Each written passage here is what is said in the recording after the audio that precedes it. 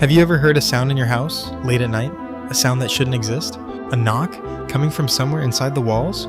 Most people ignore it, but sometimes, the knocking is trying to tell you something. And sometimes, something is trying to get out. When Daniel moved into the old house on Blackwood Lane, everyone told him it was a mistake. The house had been empty for almost 20 years. The windows were dusty. The wood floors creaked like bones shifting in the dark. But Daniel didn't believe in ghost stories. He believed in cheap property. The house was huge and suspiciously affordable. That should have been the first warning. The first night was quiet, too quiet. At 2:13 a.m., Daniel woke suddenly. Not because of a nightmare, but because of a sound. A soft, hollow knock. He sat up in bed. Silence. Then again, knock. It sounded like it came from the wall behind his bed. Daniel laughed nervously. Old pipes, he thought. Old houses make strange sounds. He turned over and tried to sleep. Then the knocking returned. Knock, knock, knock. This time, slower, almost deliberate, like someone was trying to communicate.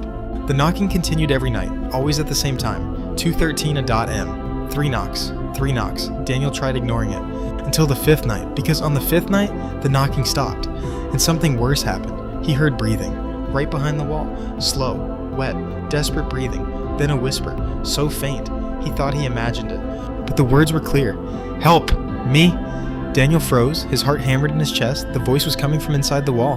The next day, Daniel searched the house, room by room, wall by wall, until he found something strange. Behind an old wardrobe in the hallway, there was a small wooden panel, barely noticeable. He pulled it open. Behind it was darkness, and a narrow crawlspace between the walls. Cold air rushed out, and with it, a smell. Rotten, sickening, like something had died there long ago. Daniel shined his flashlight inside. The beam revealed scratches on the wood. Deep scratches, thousands of them, as if someone had clawed the walls, trying to escape. Then he saw something else. Bones, human bones. Scene 5. The Truth police records later revealed something horrifying. 23 years earlier, a man named Victor Hale lived in that house. He had a wife and a young daughter. Neighbors reported hearing arguments, screaming. Then one day, the wife and child vanished. Victor told everyone they had left him, but the police never found proof.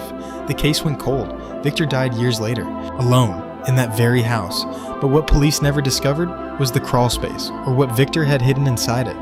That night Daniel couldn't sleep. He kept staring at the wall, waiting, watching.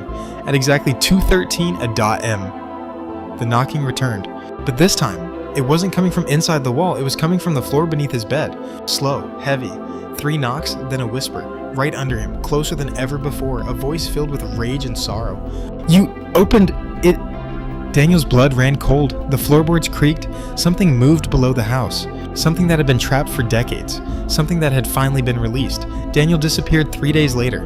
Police searched the entire house. They found no sign of him. No blood, no struggle, nothing, except for one thing. Scratched deep into the bedroom wall, right where the knocking had started, were 3 words, written as if carved by desperate fingernails.